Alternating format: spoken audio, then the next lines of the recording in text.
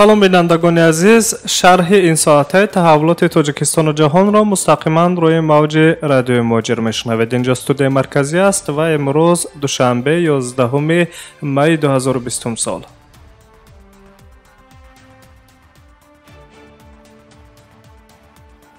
хабарҳои рӯзро аз Тоҷикистон шурӯъ мекунем. имрӯз президенти ҷумҳурияи Тоҷикистон Эмомалӣ Раҳмон як қатор тағйиротҳои кадрӣ ба амал оварданд.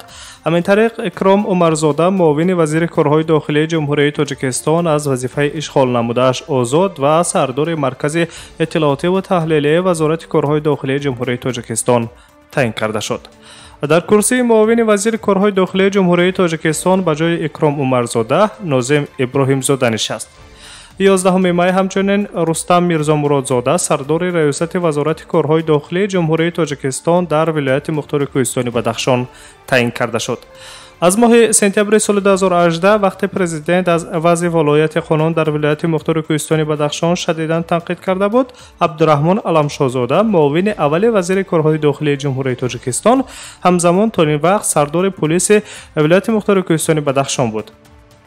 дар доираи тағйиротҳои кадрӣ ҳамчунин дар мувофиқа бо президенти ҷумҳурияи Тоҷикистон Музаффар Боймаҳмадзода, сардори шуъбаи вазорати корҳои дохилии ҷумҳурияи Тоҷикистон дар ноҳияи Абдураҳмони Ҷомии вилояти Хатлон таъин карда шуда, ваколати судяи суди ноҳияи Абдураҳмони Ҷомии вилояти Хатлон Мирмусмон Равфзода бо сабаби вафоташ қатъ карда шуд.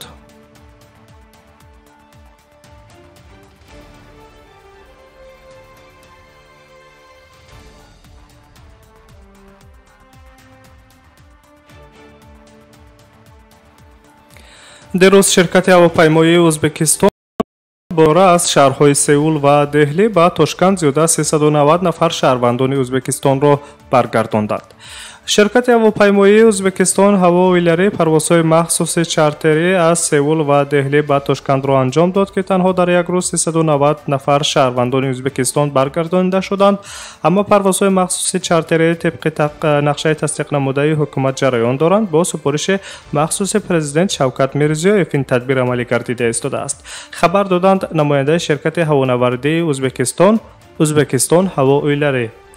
ба ғайр аз шаҳрвандони баргардонида шуда аз шаҳрҳои Сеул ва Тошканд ба ҳамчунин ба ҷумҳурияи Ӯзбекистон кӯмакҳои башардӯстона аз қабили маводҳои тиббии зарурӣ ба маблағи беш аз $192,000, катҳои бисёрфунксионалии тиббӣ бо механизми автоматӣ, антисептико, маълулҳои безараргардонӣ, доруҳои камёфт ва ниқобҳои тиббӣ низ ба Ӯзбекистон интиқол дода шуданд.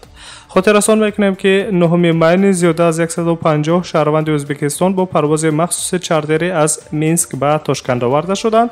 8 май бошад як тайёраи ӯзбекистонӣ бо мақсади баргардонидани шаҳрвандони Ӯзбекистон бо парвози чартерӣ ба Амороти Муттаҳидаи Арабӣ парвоз карда буд.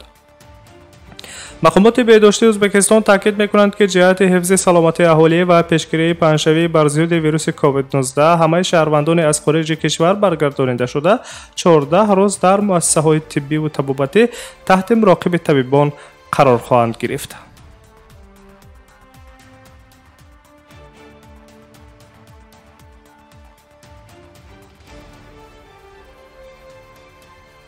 шумо таҳаввулоти ин соатаи Тоҷикистон ва ҷаҳонро аз студияи марказии радиои Муҳоҷир аз Москав мустақиман шунида истодаед ва хабарҳоро идома медиҳем.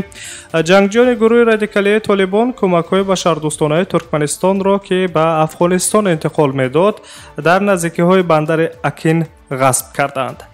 гуфта мешавад, ки ҳангоми дар бандари Ахин аз нақлиёти боркашии Туркманистон ба нақлиётҳои боркаши Афғонистон гузаронидани маводҳои кӯмакшуда, ҷангҷӯёни гурӯҳи радикалии Толибон якбора ҳамла карда ва ҳама маҳсулоти кӯмаки башардӯстонаи Туркманистонро, ки бояд ба минтақаи майнаи вилояти Форёби ҷумҳурии Исломии Афғонистон интиқол меёфтанд, ғасб карданд.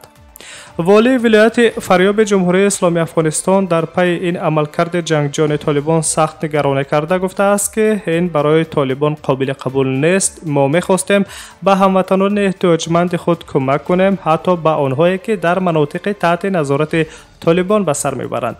аммо ҷангҷӯён тамоми нақшаҳои моро барбод доданд ва ҳаққи мардуми мазлумро дар ин моҳи мубораки Рамазон ғорат карданд, гуфтааст Нақибуллоҳ Фоиқ, ҳокими вилояти Фарёби ҷумҳурии Исломии Афғонистон. گفته می شود که کمک بشردوستانه جمهوری ترکمنستان اساساً از محصولات خوراکواری از جمله میوه‌جات و سبزیجات و تخم مرغ عبارت بوده است.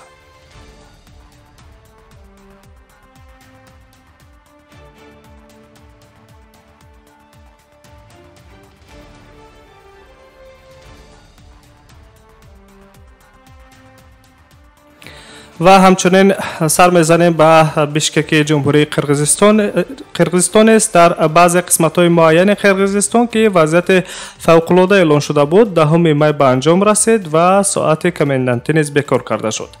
اما با اطلاع ستاد جمهوری مبارزه با کرونا ویروس قرقیزستان حالت کرانتینی در این کشور از 22 مارس اعلان شده ادامه خواهد کرد. طبق اطلاع ستاد مذکور پاسگاه کرانتینی تا با اعتدال آمدن وضع اپیدمیولوژی محدودیت در سفر از ولایت به یک ولایت دیگر و نظارت در شهر بشکک همانا پرزور خواهد ماند.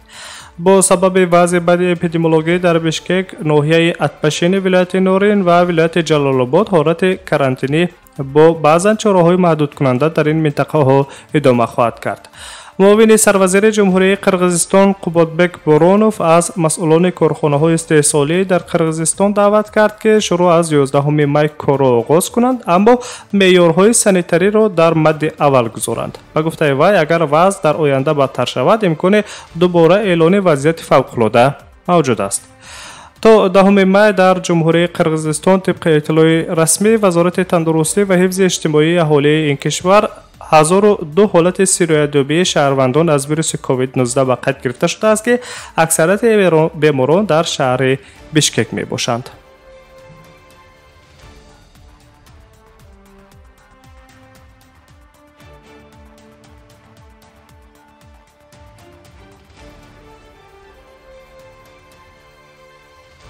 تحولات تاجیکستان و جهان است مستقیما روی موج رادیوی موجر. پرزیدنت روسیه ولادیمیر پوتین امروز دوشنبه 11 می یک نشست دایر به بررسی وضع پنجشنبه کرونا ویروس از جمله امکان تمدید مهلت روزهای کاری برگزار خواهد کرد. در این باره سخنگوی پرزیدنت روسیه دیمیتری پسکوف خبر می‌دهد. در ملاقات با رهبران وزارت اداره‌های داخلدار 28 اپریل سال جاری ولادیمیر پوتین پرزیدنت روسیه تصمیم گرفت که مهلت روزهای کاری در روسیه را تا 11 می تمدید کند. سپس او ضرورت آغاز آمادگی به بازگشت به حالت مقرری را اعلان کرد و دستور داد که توصیه‌ها تهیه کرده شوند تا تدریجاً چاره‌های محدود کننده از 12 می خارج کرده شوند. رهبر مقامات روسپاتربنادزور روسیه آنا پوپووا در ملاقات با ولادیمیر پوتین روز 6 می گفته بود که برای اندیشیدن چاره‌های محدود کننده در 3 مرحله توصیه‌ها آماده کردند. در مرحله اول پیشنهاد می‌گردد که اجازه داده شود فعالیت انشاءات ساحه سودا و خدمت‌رسانی منطقه محدود و با رعایت مسافه‌های اجتماعی در بین سوداگران و خریداران. دوم گشودن مرکزهای سودا و خدمت‌رسانی منطقه کلانتر و در مرحله سوم پیشنهاد به کار شروع کردن همه کارخانه‌ها در حدود مرزی و مأموری فدراسیون روسیه.